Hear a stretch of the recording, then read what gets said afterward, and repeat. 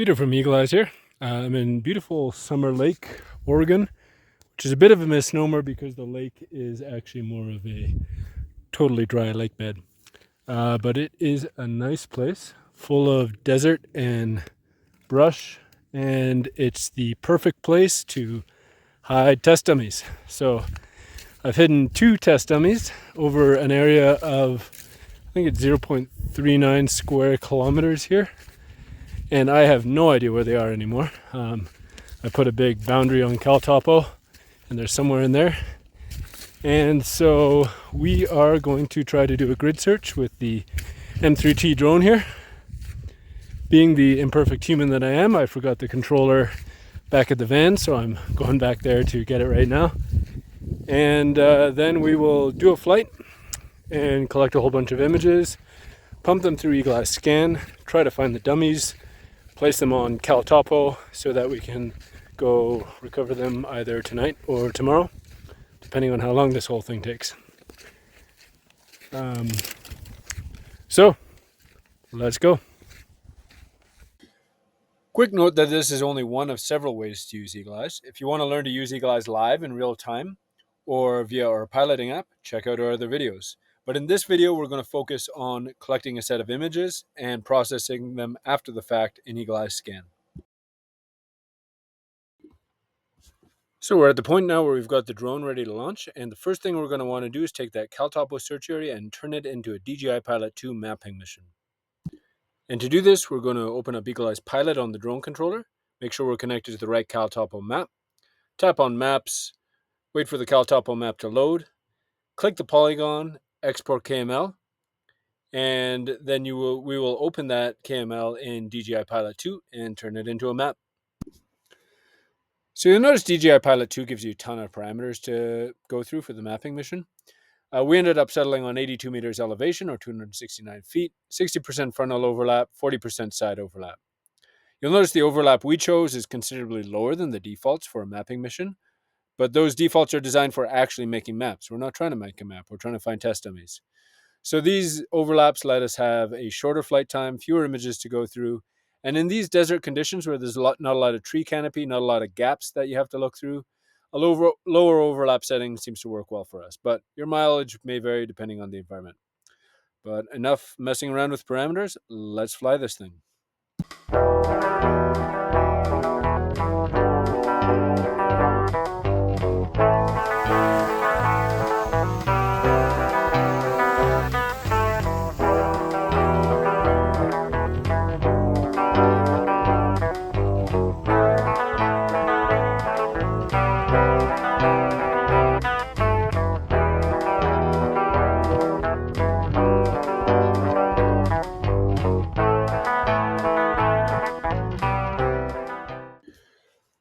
So about 30 minutes later, the drone has done its mapping mission. It's all packed away. And now as an optional step, we can use Eagle Eyes Pilot to upload the flight logs to CalTopo. This gives us assurance that the drone has covered the search area. So to do this, we open Eagle Eyes Pilot, we tap Flight Logs, select all the logs from today, and click Send to CalTopo. And within a few seconds, the log should show up in CalTopo, and you will then see where the drone has flown.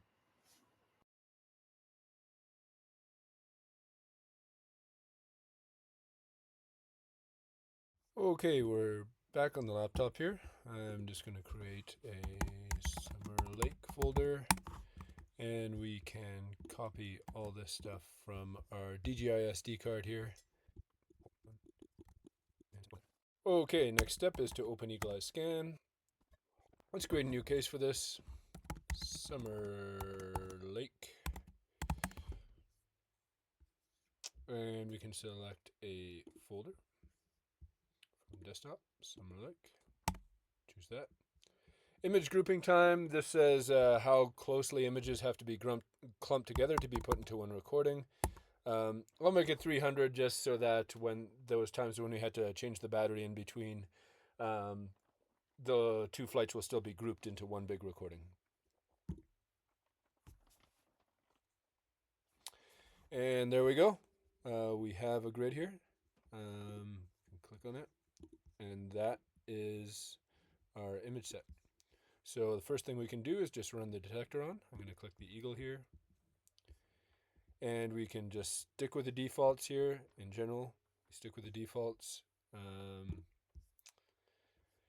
And you can see this little blue bar crawling across the bottom of the screen. That is the detector working its way through these 587 images. Why does it say 587 even though there's a bunch more here? Because they're both visual and thermal. So if we were to go through this, we can switch between visual and the corresponding thermal images. So there's 587 of each. I could go through these one by one. I can turn on hypersensitive mode, of course, to see things, to see always the top 3 detections per frame. But since we have so many of these, the more efficient way is just wait for this bar to get across the screen, and then we'll go into the mosaic mode. Okay, detection is complete. Detector has crawled through all the images. I can go to this M for mosaic. So this gives the view of all the detections sorted down by score. That's our landing pad, obviously. Right away we see something here. That is indeed one of our test dummies. So I am going to mark that. That's a report. And just drag a little box. Pink. Okay. And go back to search and recordings. And we can go searching for the other things. There's a few other random objects out here. I have no idea what this is. Let's mark it anyway, see if we can find it and see what it is. Teal colored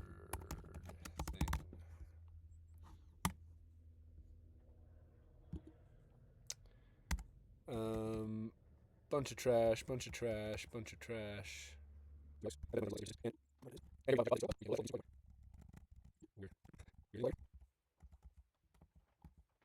Ah.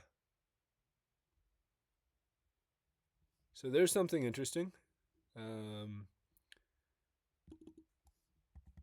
That I recognize as our second test dummy. So I'm going to label that.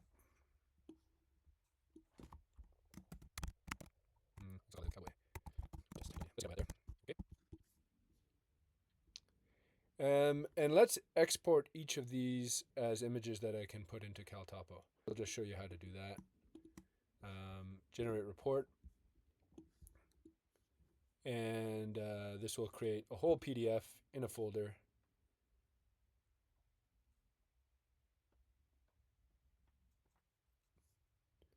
Which shows all the detections here and their locations.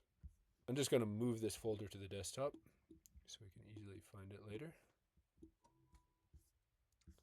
And now we can go into CalTopo and drop images in.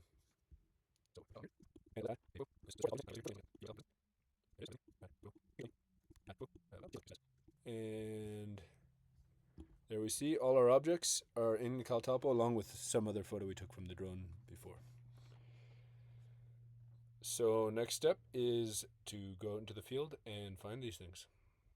Okay, it is now the next morning and we have got our test dummies in the CalTopo map with pictures, and I am going out to find them.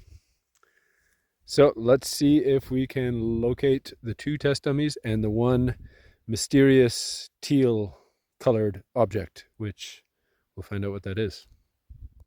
So here we are in CalTopo on the phone. I've deleted that other object taken by the drone. So we've got our 3 images here.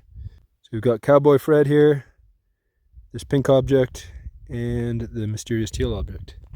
So let's start with the closest one. I am going to go for Cowboy Test Dummy.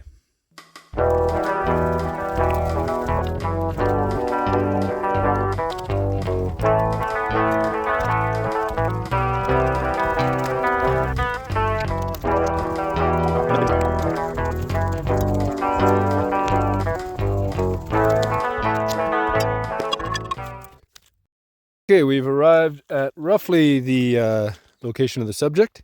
So this picture will actually show the drone's location. So we have to do a little bit of clever figuring out where the actual subject is. So if I tap on this image, one thing that can be useful is this little B180 at the top here. Although it's a bit cryptic, that means the bearing was at 180, i.e. the picture was taken facing south. So that can help align us, and we see that it's a bit down and to the right, i.e. north and to the west of this location. So I'm going to line up my phone that way and take a look at this image and see if I can find it. And I think we've spotted the cowboy test dummy. There he is, safe and sound. On to our next object here is going to be this thing, which is the mysterious teal object. Let's find out what that is.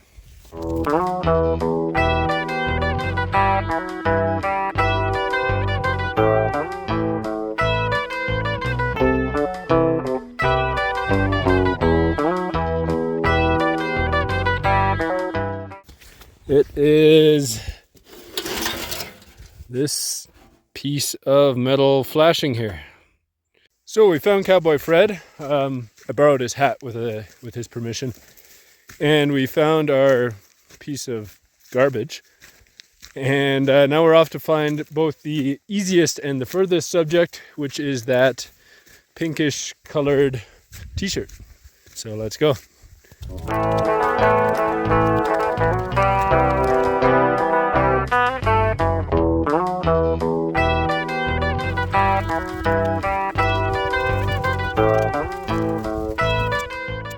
And we have finally found Pink Fred.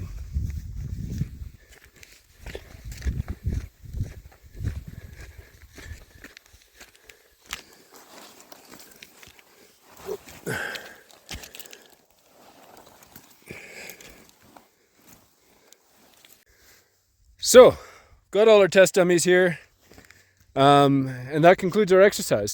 So to summarize, we had an area out here of I believe it was 0.47 square kilometers. That's maybe a quarter of a square mile, something like that. I cannot imagine having searched that by foot. That would have taken a really long time. And we showed how you can start with the CalTopo search area, pop it into the DJI piloting app, do a grid mission. That worked out to about, I guess, half an hour, a little more than that, of flying. Ran those through Eagle Eye Scan, identified the 2 test dummies and 1 piece of garbage, and went out and recovered them. So yeah, I hope you enjoyed watching.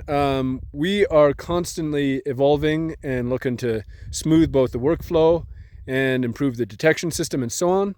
So we really welcome your comments and feedback. Feel free to reach out to us at info@eagleeyesearch.com, and thank you for watching.